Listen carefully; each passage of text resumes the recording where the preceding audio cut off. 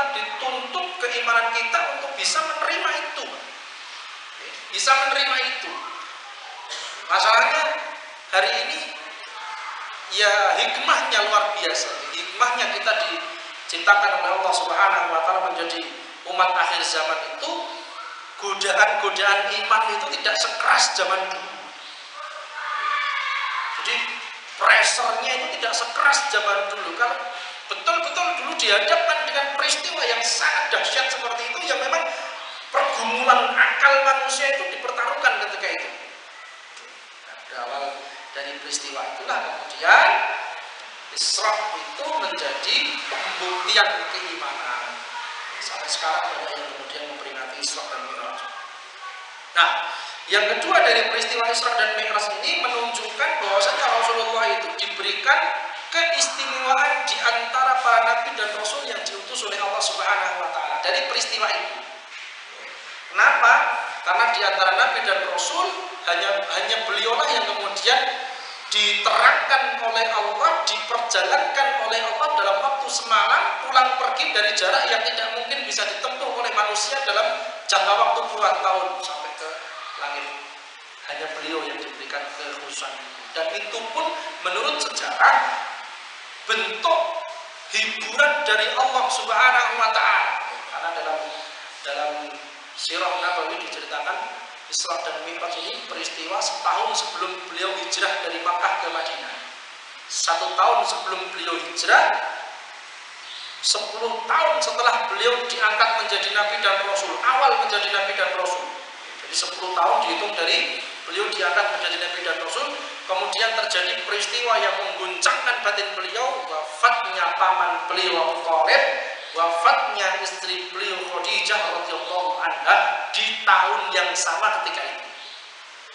Jadi kemudian Allah Subhanahu wa taala mendapati Rasulullah itu ketika berangkat ke Thaif dimusuhi, ditolak dakwahnya, sementara ketika beliau pulang ke rumah, istri yang selalu menenangkan itu sudah diambil oleh Allah Subhanahu wa taala. Ketika di luar yang biasanya dilindungi oleh pamannya pun demikian, pamannya diwafatkan oleh Allah Subhanahu wa taala.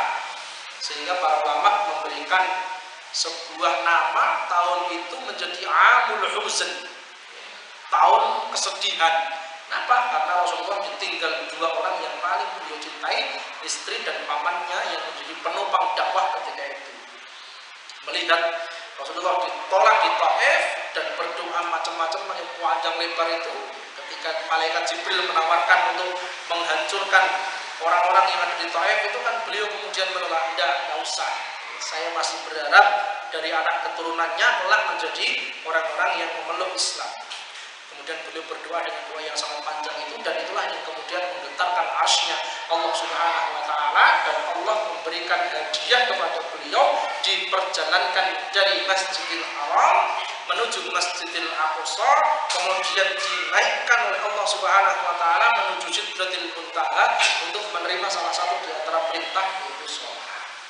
Jadi sebetulnya Isra dan Mi'raj itu adalah hiburan dari Allah Subhanahu wa taala yang Allah telah menakdirkan kehidupan beliau menjadi seperti itu, ditimpa dengan gemblengan-gemblengan yang tidak ringan. Nah, berkenaan dengan hadis yang kedua ini, maka kita pun diminta untuk bisa memahami kondisi hadis ini yang Allah Subhanahu wa taala ini lebih mudah untuk kita terima.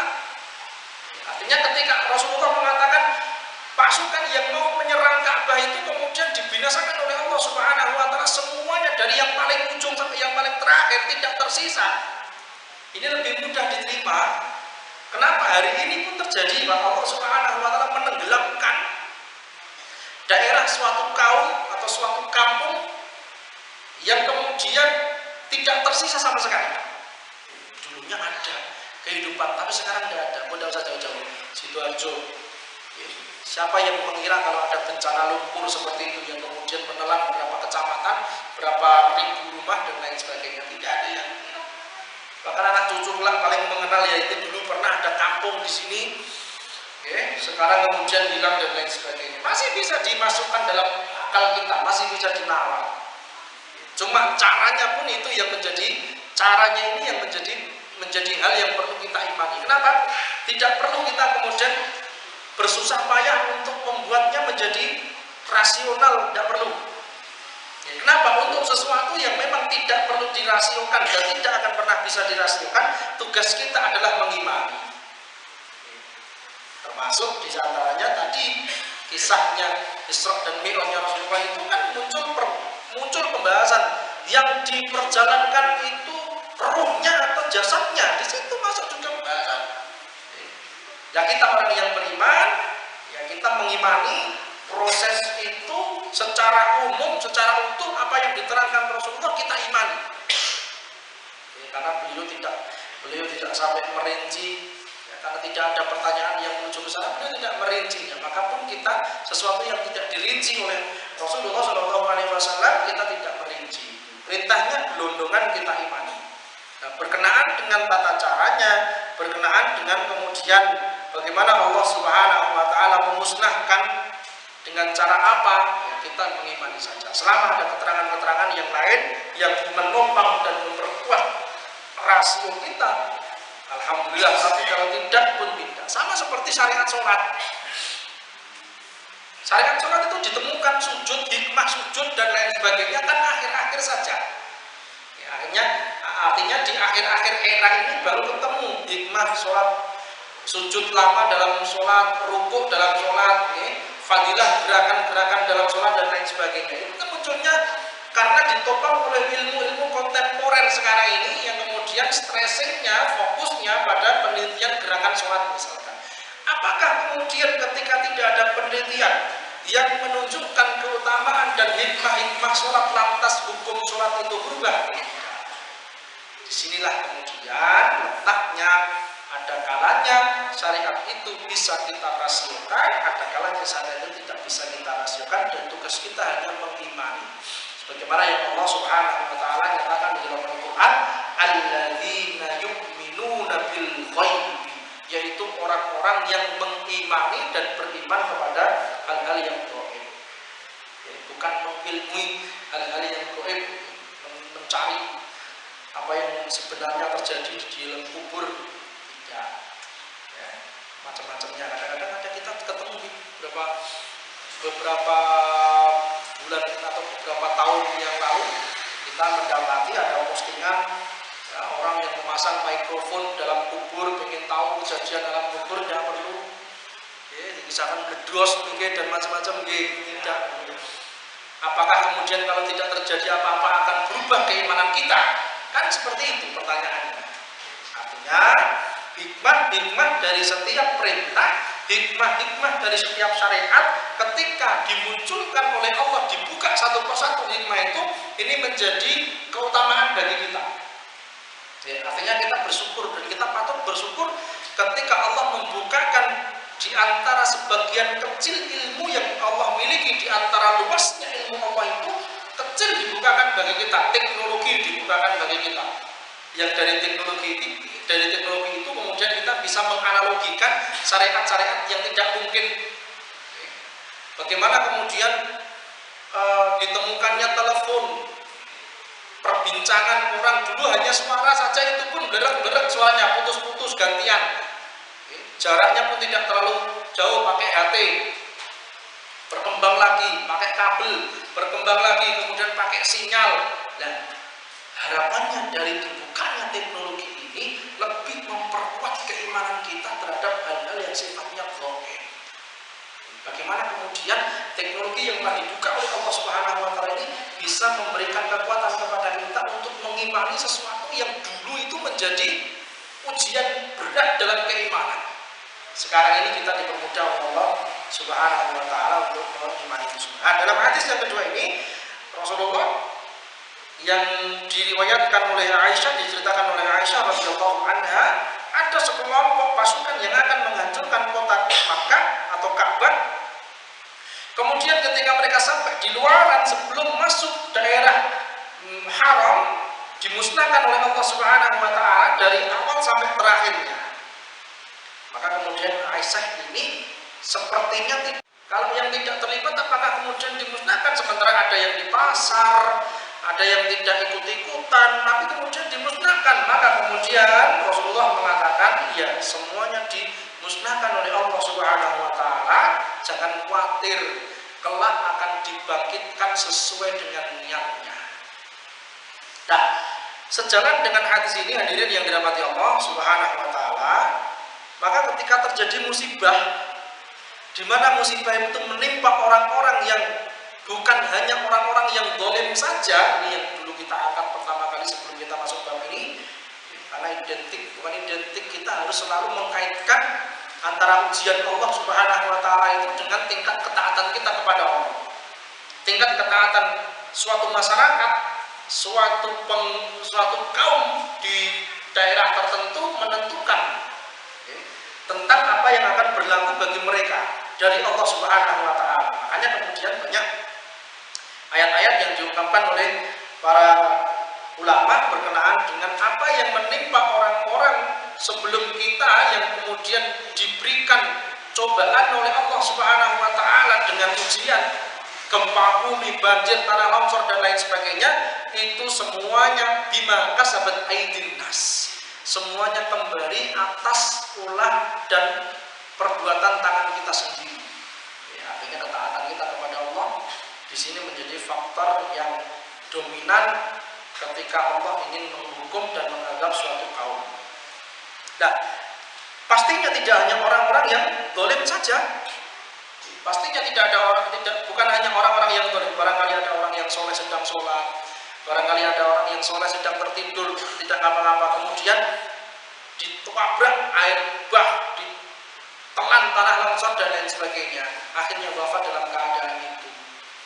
Apakah kemudian mereka yang diwafatkan itu juga dihukum oleh Allah atas kezaliman sebagian dari yang lain? Kalau berpijak kepada hadis ini, maka tidak. Kenapa? Tidak perlu ada kekhawatiran. Semua akan dibangkitkan sesuai dengan niatnya. Jadi semua orang yang hari ini merasakan kematian, maka kelak akan dibangkitkan oleh Allah Subhanahu wa taala sesuai dengan niatnya masing-masing, tidak akan pernah tertukar. Dan Allah tidak akan pernah mendolimi siapapun. Tidak akan pernah mendolimi siapapun. Karena ada yang kemudian bagaimana nasib orang-orang yang soleh yang di daerah situ kalau kemudian itu dikaitkan dengan perbuatan kemaksiatan. Masa iya yang salah satu semut saja kemudian semut yang lain ikut dibakar sarangnya? Kan ada analogi yang seperti itu, Pak. Jadi ada analogi yang seperti itu. Tapi rata-rata analoginya tidak tepat kalau dikaitkan dengan logika seperti itu. Karena urusan hukum menghukum itu kembali ke prerogatifnya Allah Subhanahu wa taala. Allah akan mewafatkan siapa yang dikehendaki, dari orang solehkah atau dari orang-orang yang kemudian tidak soleh. Semuanya akan dibangkitkan kelak sesuai dengan niatnya masing-masing. Fiqhul hadis. Fikih dari hadis ini yang pertama bisa kita pahami bahwasanya orang-orang yang berbuat zalim dan orang-orang yang berbuat aniaya oleh Allah Subhanahu wa taala diberikan balasan sesuai dengan perbuatannya. Nah, pembalasan ini bisa disegerakan di dunia, bisa juga diakhirkan. Makanya kemudian ada orang yang betul-betul soleh sekali. Ada orang-orang yang betul-betul sangat soleh sekali. Beliau merasa takut ketika di dunia itu diberikan kemudahan-kemudahan dunia. Yang dikhawatirkan apa? Yang dikhawatirkan jangan-jangan ini kenikmatan surga yang dipercepat oleh Allah Subhanahu wa taala. Kalau itu kemudian abadi, kalau itu kemudian sukses, dia manfaatkan kenikmatan itu sampai beliau wafat kemudian istiqomah, maka alhamdulillah. Tapi kalau kemudian dengan nikmat secuil daripada nikmat surga itu kemudian kita terlena, maka benar yang dikatakan oleh para ulama, kalau itu ternyata nikmat surga yang dipercepat, meskipun surga itu tidak bisa, kenikmatannya tidak akan pernah kita bisa melihat. Mala ainun ru'at wala udunun sami'at.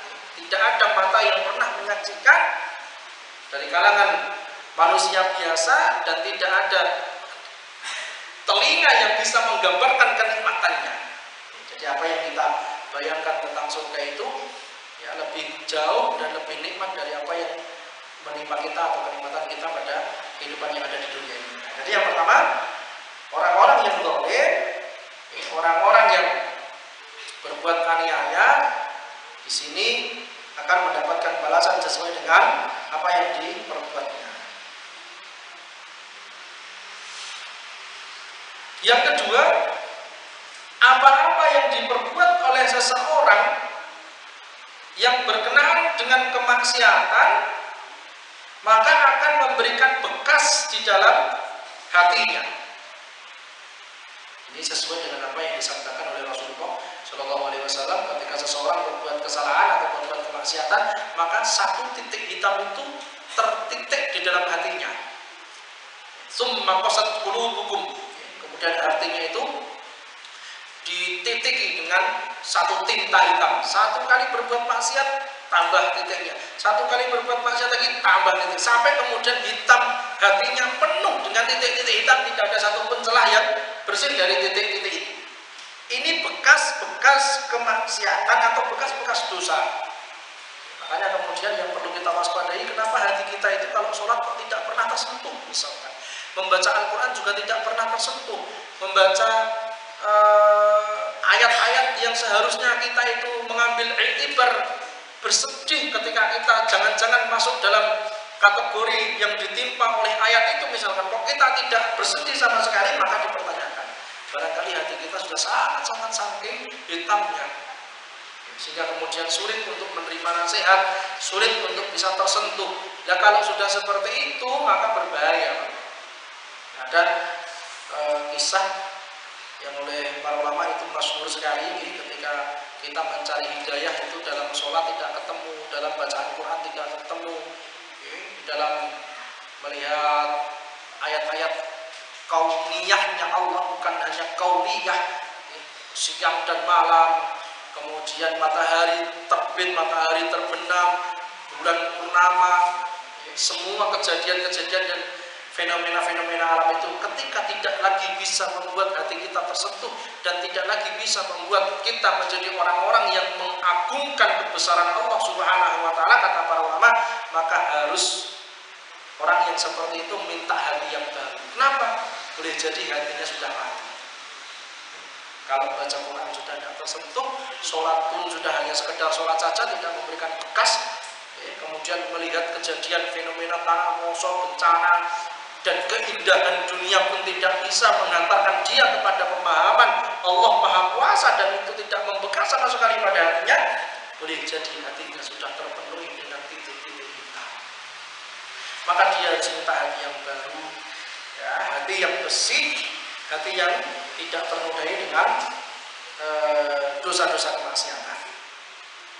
Jadi kemaksiatan bisa memberikan bekas dalam kehidupannya, bekas dalam hati, sesuatu yang tidak bisa kasat mata, atau bekas yang bisa dilihat oleh mata.